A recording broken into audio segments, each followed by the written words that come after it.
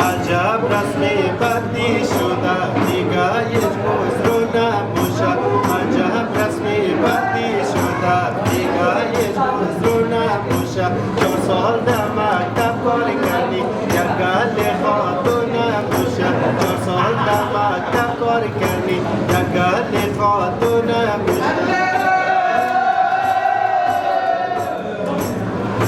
هرچند مزدوری کاری کنی یا زامد و خواری کنی هرچند مزدوری کاری کنی یا زامد و خواری کنی وقت خواری خوده و یک لاته بیرون نباشه عجب رسمی بدی شده دیگه هیچ گذر نباشه 4 سال در مکتب کاری کنی یک گل خاتون نباشه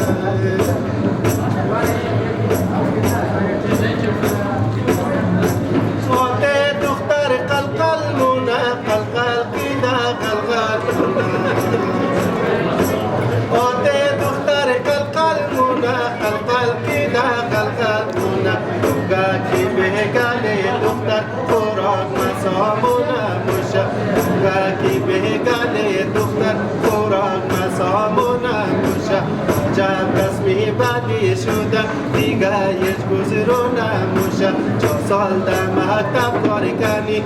گل خاتون نباشه هرچند مزدوری کاری کنی یا زامد و خواری کنی هرچند مزدوری کاری کنی یا زامد و خواری کنی ولد خواری قوده و یک لاته بیرون نباشه عجب رسمی بدی شده دیگه هیچ گذر نباشه 4 سال در مکتب کار کنی یک گل خاتون نباشه 4 سال در مکتب کار کنی یک گل خاتون نباشه